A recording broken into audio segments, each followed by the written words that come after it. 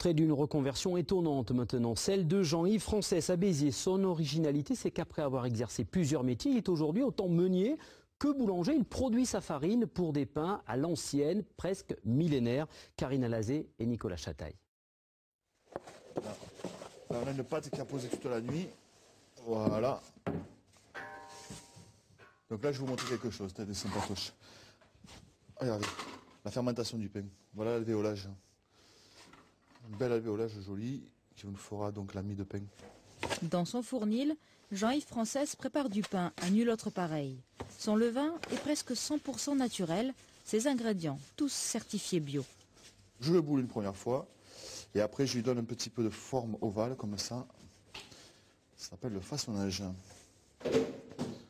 La différence est dans la pâte, sa texture, son goût. Jean-Yves Frances maîtrise tout le processus de fabrication, de la mouture de la farine à la vente. C'est une recette extrêmement classique, donc pour le coup très originale. Puisque en fait, plus personne n'a accès à cette farine, du fait que c'est du farine de meule qu'on prend le temps de faire doucement et donc en respectant le produit. Et d'abord, le fait d'avoir accès à cette farine me permet moi d'avoir un pain très original. Et pourtant, c'est le pain avec lequel on s'est nourri pendant des millénaires. C'est parce qu'il aime le pain que ce quadragénaire s'est mis à en fabriquer il y a 4 ans à Béziers. Il n'est pas officiellement boulanger, mais pâtissier de formation. Et puis il a exercé toutes sortes de métiers. Installateur de cuisine en Angleterre, employé sur une plateforme pétrolière en Angola. C'est vrai que ça fait James Bond ton truc, hein? Son retour à ses premières amours, il n'a pas voulu le faire n'importe comment. Il moule lui-même ses grains sur cette meule en granit qu'il a dessinée, strie par strie. Tous ces petits stries en fait vont servir de couteau, de ciseaux. Alors le même principe de ciselage finalement entre deux ciseaux. On a une arête tranchante et on l'a la même en face. Et comme ces deux couteaux sont opposés, on a une découpe du grain. Et sur les parties plates, en fait, il y a le ponçage qui s'opère du grain.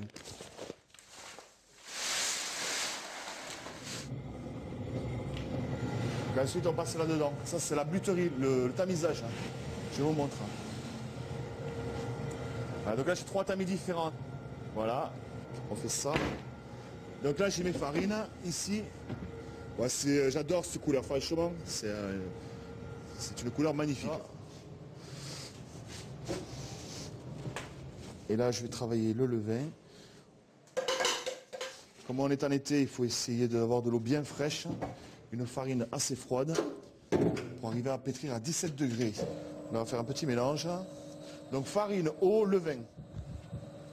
Pour adapter cette pâte traditionnelle aux recettes d'aujourd'hui, Jean-Yves Frances a un peu tâtonné, raté quelques fournées au début, puis trouvé les bonnes proportions.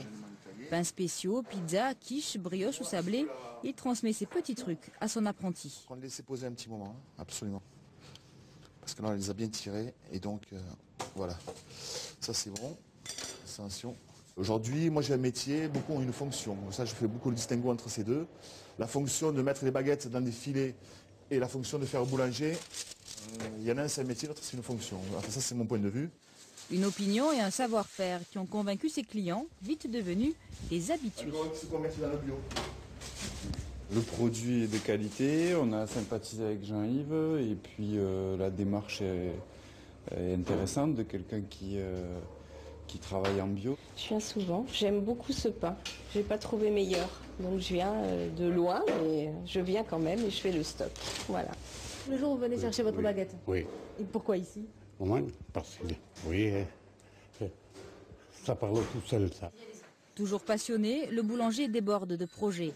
Élargir sa gamme de pâtisseries, cuisiner des tartes aux légumes et ouvrir une deuxième boutique près de Montpellier pour titiller toujours plus de papilles.